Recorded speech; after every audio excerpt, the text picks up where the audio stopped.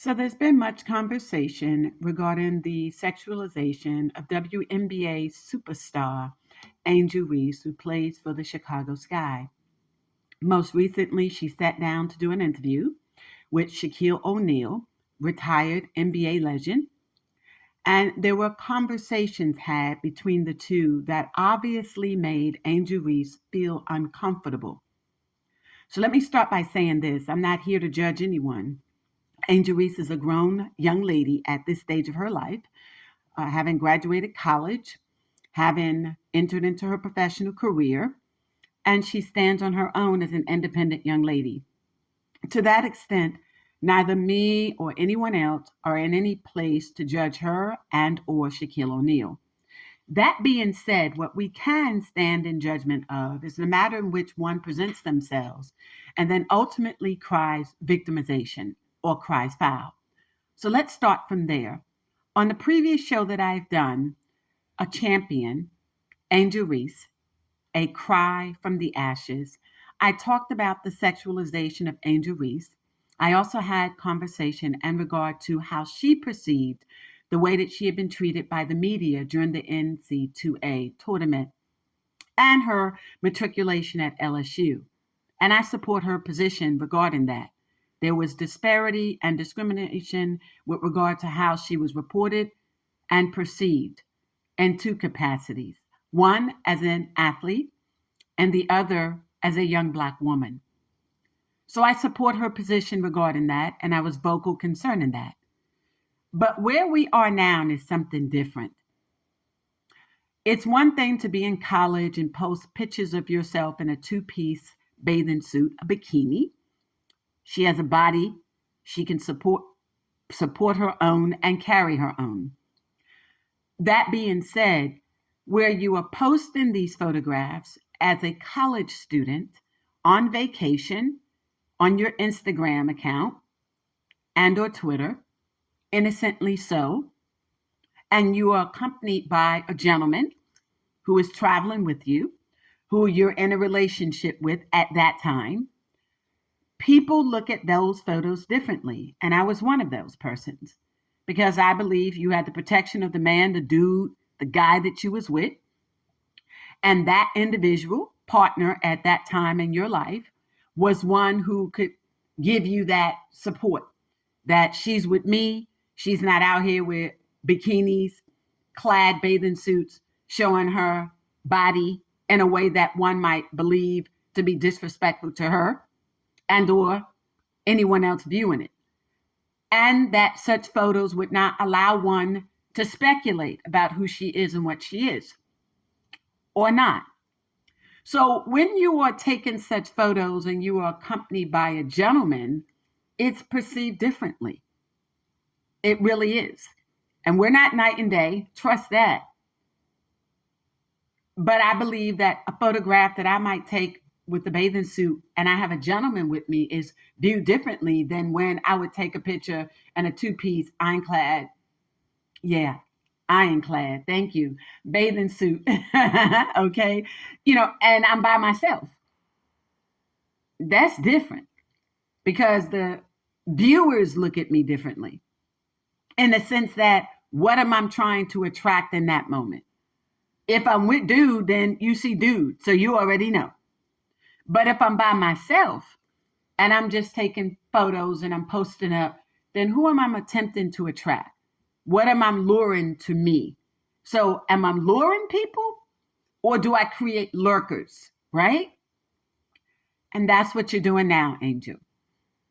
You are creating an environment that no longer allows you to cry foul. It no longer is going to allow you to say you are the victim. There is no doubt that you are an attractive young lady. There is no doubt that you are an attractive young woman. There is no doubt that you have a beautiful body, and I'm heterosexual, straight. What does that mean? When I say heterosexual, straight, I'm saying I don't do no menage a trois. I don't need no company, and I don't need the help. Thank you. Enough said. So heterosexual, straight. There's no crooks, no curves, no swerves. Just what you see on these 38s and these 43s. Okay? Thank you. That being said, you're not in a position wherein you can now allege or cry or assert that you are a victim of sexualization because you are doing this to yourself. Now, you're a baddie. I got it. I get it, both on the independent side and the manner in which you present yourself. But wherein you have booty shorts that show all the way up to the crack of your tail, Angel, who are you trying to impress? You don't have to. You're Angel Reese, unapologetically Angel Reese, right? So, what are you dealing with internally that you believe you have to now sexualize yourself? But I'm going to tell you what it is. I don't know what it's like to be 6'3", a brown skinned black girl in America. That's not my story.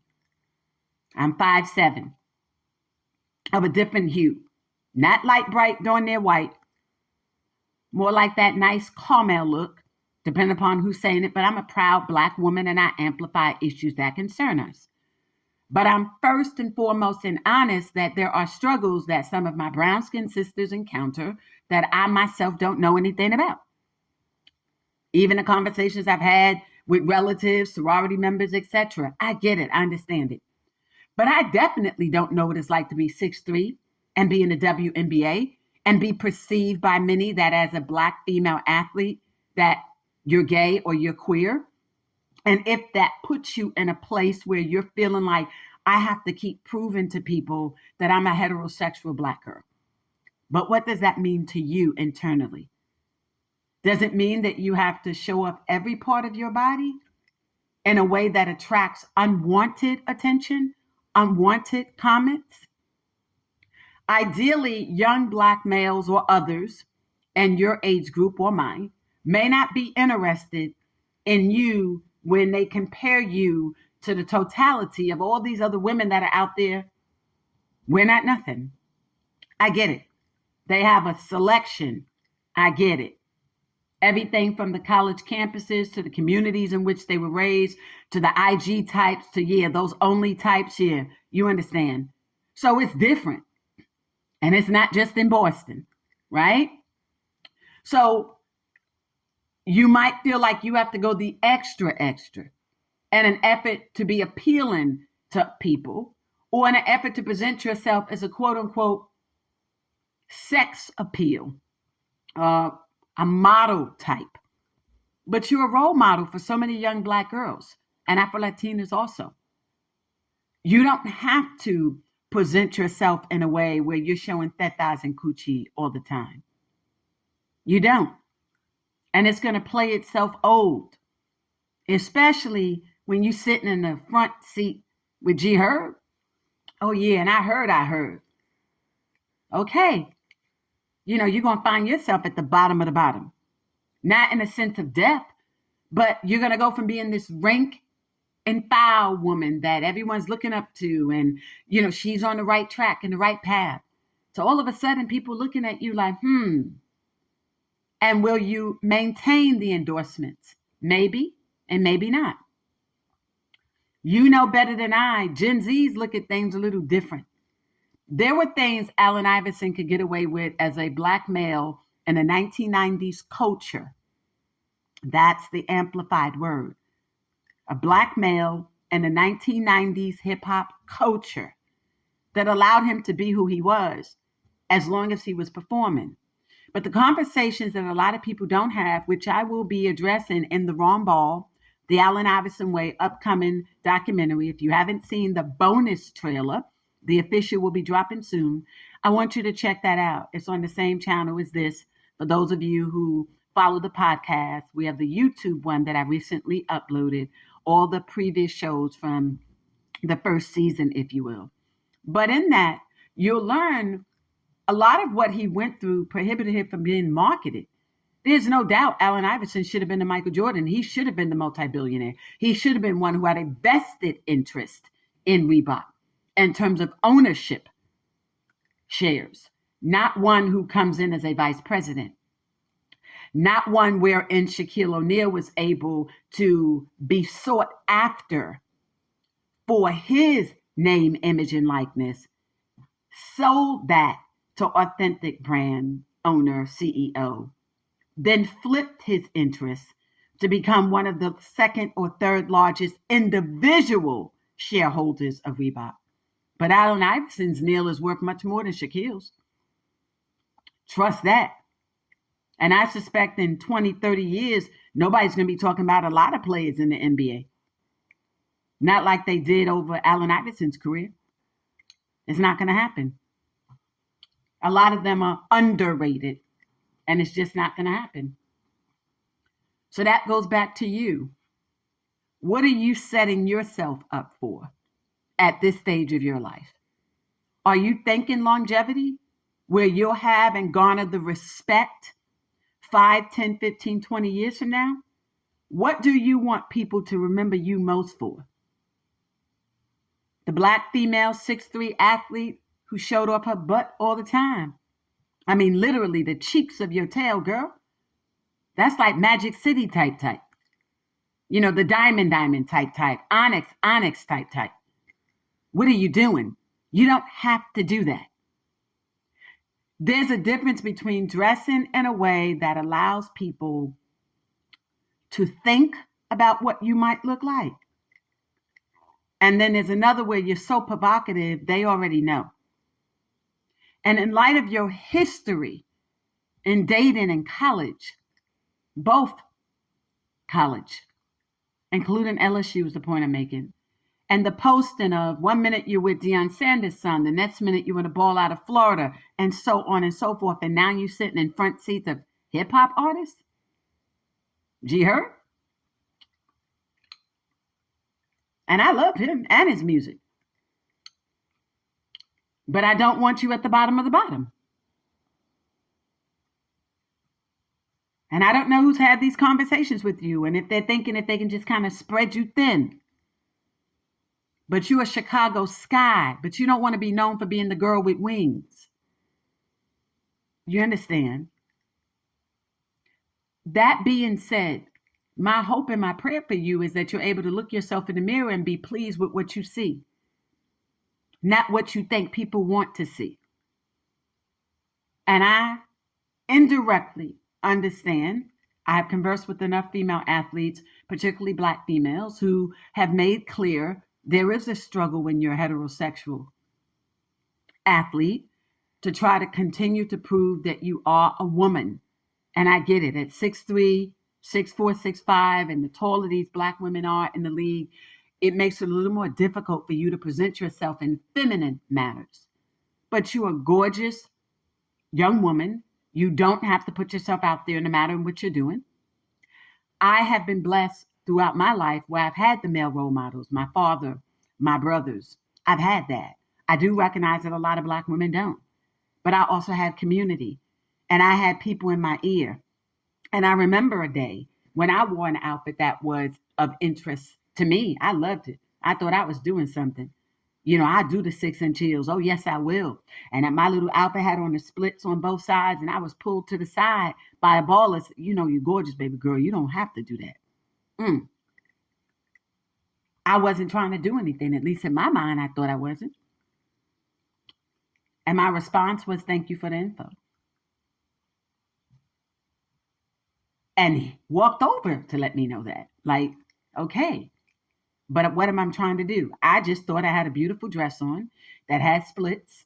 I thought the dress was sexy. I thought it represented who I was and who I still am. But I was told, you don't need to be wearing that. You don't have to do that. And I asked 2 questions. If not me, then who? And what do you mean when you say, I don't have to do that? And I was taught something in that moment. There are some women that got nothing else going on for them, baby girl, and they got to do that. They got to put themselves out there like that. So, Angel, you're not one of those. And then I asked, well, if not me, who? Then those kind. The ones that got the thighs and the coochie, and that's all they trying to put out there, and that's all they got, and they hoping it works for them, and it works. And when it works, it works. Like land them a ball if that's what they want, or an owner of a team. You see where I'm going? Okay? And so I did not understand in that moment that a beautiful dress that I saw, that I thought I would look beautiful in, would draw the attention that it did. And I know innocently, sometimes we don't. Sometimes we just feel like, well, we're feeling sexy for the day. We're feeling a little beautiful for the day. That might be your story, that you're just feeling a certain kind of way. So you feel like you could do the booty shorts and the heels, but you cannot, or can you? That's going to depend on what it is you are attempting to do when you do what you do, and whether or not you have ballers who will pull your coat and or someone else. Again, the dress that I had on was the perfect environment. There were many other women dressed accordingly, and I was not aware of how many of them were going to be dressed. I just knew what I felt like in that moment on that day. And I still will put on 6-inch heels and a dress that has splits, but I'm more cognizant of how I do it now. So I get it and I understand it. And I trust that you understand the point that I'm making. Angel Reese, you are a beautiful Black woman, and all eyes are on you. But you're not an Allen Iverson of Reebok. So your definition of being unapologetically you is a little different as a Black woman. And don't be confused. People are watching you, every move that you make. Trust that. From the front seats and in the clubs with hip hop artists, even C-listers, to the trips that you take, people are watching you. Be mindful and careful of what they see. You are beautiful. You are gifted. You are talented. You are educated. You don't have to be out there selling you. So what you wore for Wild and Out was wild. That outfit was no different than what the girls in Magic City wear, or Onyx, or the queens, and those kings, yeah, like the diamond types. It was like a stripper. All somebody needed to do was make it rain. You had all of you out there. What were you attempting to do? So when you start crying foul about being sexualized, a lot of us are not going to continue to support you. You had a lot of support in this space. And you might feel like, well, y'all don't have that many followers or listeners. You don't know who we know. Oh, trust that. I keep trying to tell y'all, we don't really rely on social media. The only reason why the Fannikins do this is so that we have an online presence. Trust that. Okay? Trust me when I tell you I'm trying to help you here. Now, to Shaquille O'Neal, your behavior was unconscionable. It was perverted. It was no different than the manner in which you conducted yourself when you were speaking about Icy Spice. Yeah, I get it. These women appeal to you. You are 50 plus years of age. But particularly as it pertains to Angel Reese, she looks at you as a mentor. And you made clear in that interview that you were not someone that she should trust at all. You raised a lot of eyebrows in this space. And I'm going to share with you the eyebrows that you raised in a climate that is not just simply pursuing hip hop, but will soon be knocking on the doors of professional athletes, retired and still active. Trust that. In a climate where Black women and others are coming forward with their stories about sexual harassment and about being sexualized and about being attacked. No one expects a grown man in his 50s to be conducting himself the way you did on that platform. You were subliminally welcomed into her home, if you will. A lady that trusts you. And you want to tell her you want to see her dunk with booty shorts on? Really, Shaquille? You came across like a perverted old man, and it was disgusting. It was not attractive at all. It is one thing for a 50-year-old man to say to women that, hey, you beautiful, you this, that, and the third. I remember when an older gentleman approached me and I referenced it to my father. My father shared with me immediately how to deal with the situation and what he believed this gentleman was interested in, and taught me how to deal with that circumstance. I get it. There are times when older men are going to pursue younger women or have an interest. Again, I'm putting myself out there. Trust that. Yeah. So I know what I know. But I also know that, again, I was blessed with a father and with brothers and uncle and male figures in my life that were able to assist me in navigating how to address men like that. This is particularly true because I was in college at a young age. So I also was in an environment where I was always around men that were older than me, even in the internships that I was blessed to have in this space.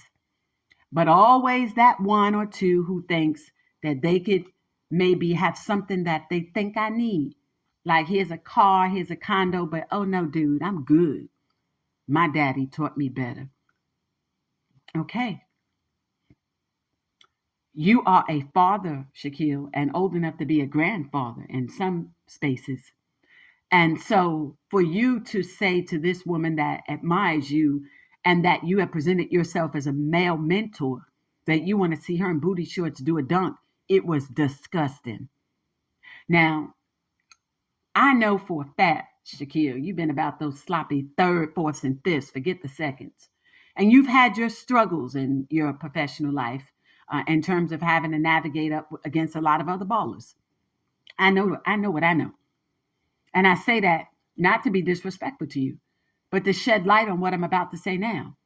You are now the president of the basketball division of Reebok, a division that negotiated a contract for Angel. Let it not be said that there are strings attached to that contract. Let it not be said that you either before the contract was negotiated or since then or during are making any attempts to seek a yield, a return on your investment. Yes, I paused for a reason.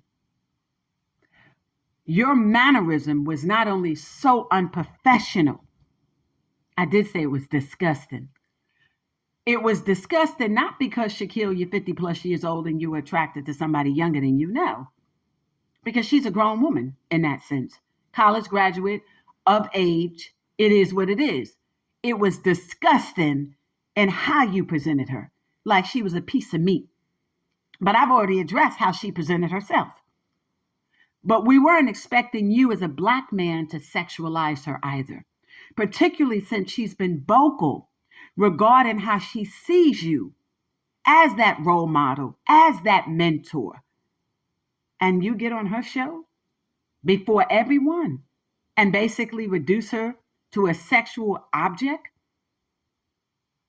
You all but said to her, I want to go in your hole.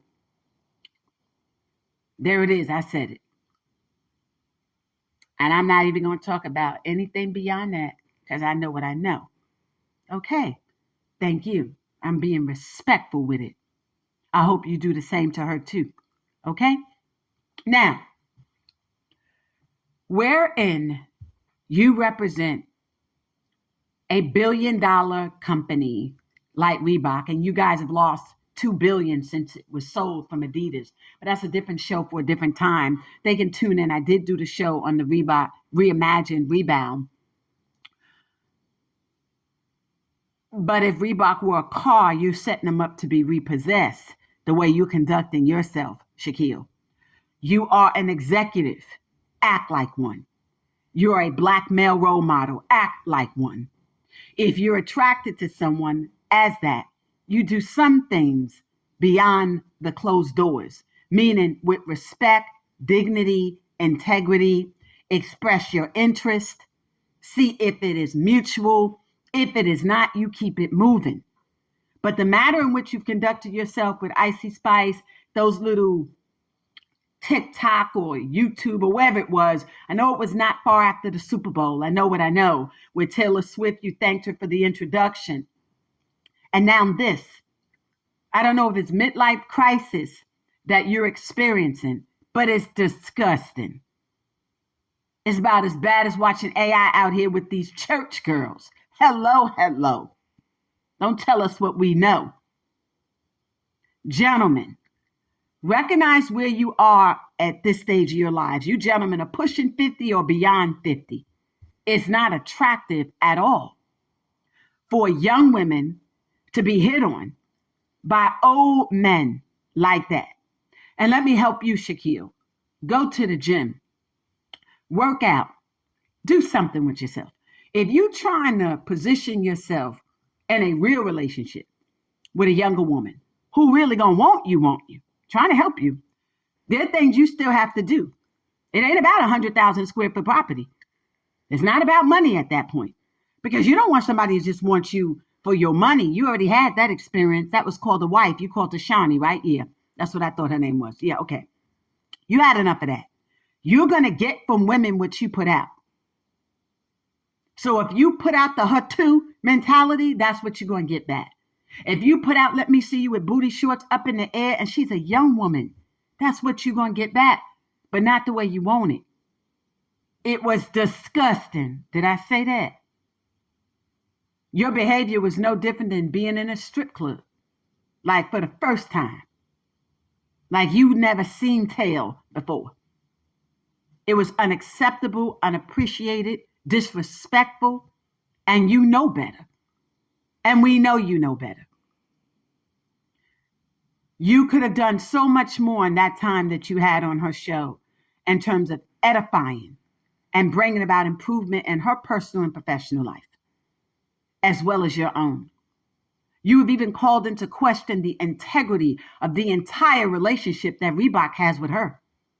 Because now we're all left to wonder, was that contract negotiated with some type of sexual undertone?